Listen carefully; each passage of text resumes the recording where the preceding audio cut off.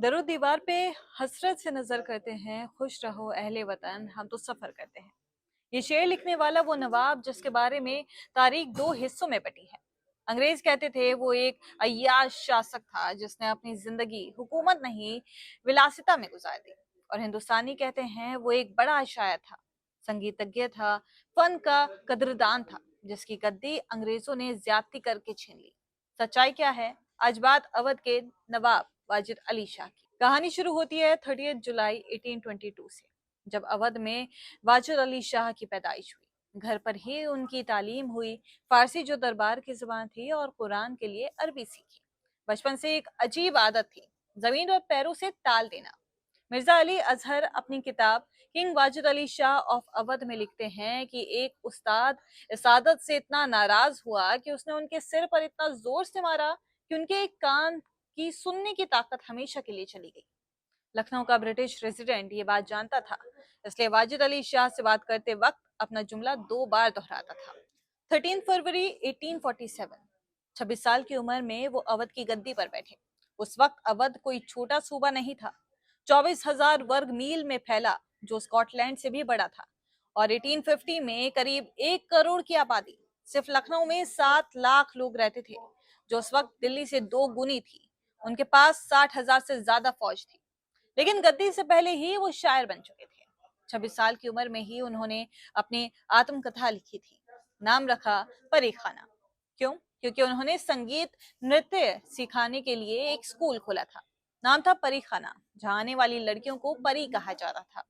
वहीं आज बातखंडे संगीत महाविद्यालय है। वो खुद भी वहां से तालीम लेते थे। इसी शौक ने उन्हें मुसीबत में डाला। उनके वालिद अमजद अली शाह ने इस रंगीन मिजाजी से नाराज होकर एक बार उन्हें नजरबंद कर दिया था।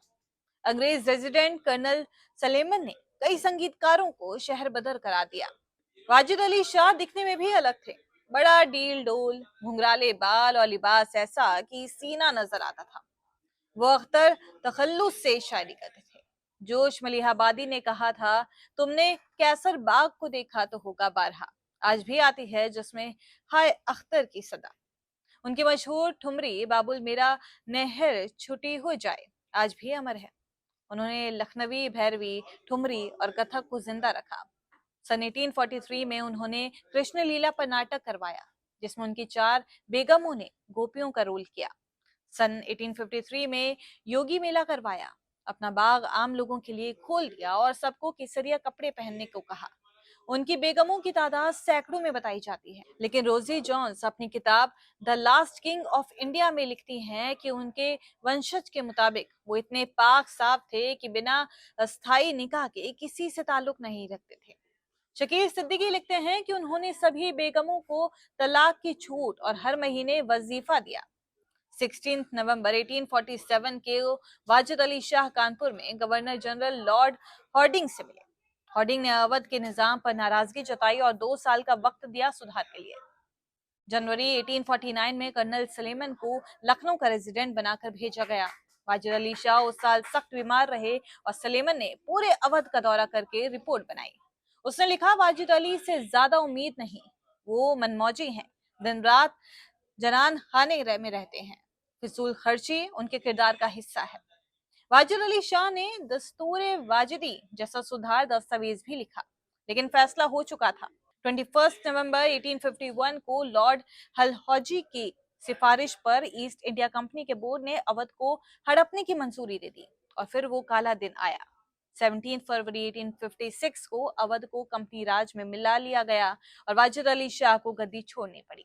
मनु पिल्लई लिखते हैं कि कहा जाता है कंपनी ने नवाब से भारी कर्ज ले रखा था।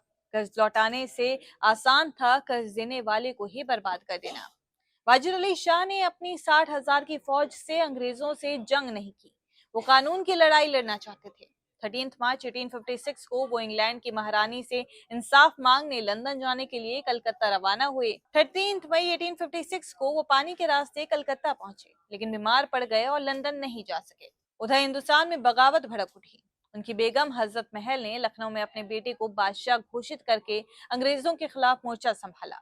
शक के बिना पर 15 जून 1857 को अंग्रेजों ने वाजिद अली शाह को ही फोर्ट विलियम में नजरबंद कर दिया। 9 जुलाई 1858 को रिहा किया गया और आखिरकार 21 सितंबर 1887 को सुबह 65 इयर्स की उम्र में मटिया बुर्ज में उनका इंतकाल हुआ।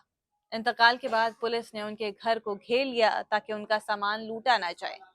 स्टेट्समैन अखबार ने 23 सितंबर 1887 को लिखा, उन्हें पूरे ब्रिटिश शान से दफनाया गया। सफेद कफन पर लाल से कुरान की आयतें लिखी थी। सिपाहियों ने हथियार उल्टे कर रखे थे। बैंड डेड मार्च बजा रहा था। 1 घंटे बाद उनका जनाजा सिप्तानाबाद इमामबाड़ा पहुंचा। उस वक्त उन्हें सरकार से 12 लाख रुपए सालाना पेंशन मिलती थी। 5,000 टैक्स देते थे। कहा जाता है ये पेंशन खुद महारानी विक्टोरिया के प्रिवी पर्स से भी ज्यादा थी। तो कौन थे वाजिद अली शाह? वो एक जटिल शख्सियत थे। अंग्रेजों ने उन्हें नाकाम हुक्मरान बताया ताकि अवध हड़प सके, लेकिन उन्होंने लखनऊ को जो तहजीब दी, जो ठुमरी दी, जो अदब दिया, वो आज भी जिंदा है। गद्दी छिन गई, शहर छूट गया, लेकिन बाबुल मोरा नहर छोटी जाए आज भी जब बजता है तो लगता है जैसे मटिया बुर्ज से कोई आखिरी नवाब अब भी अपना लखनऊ याद कर रहा हो।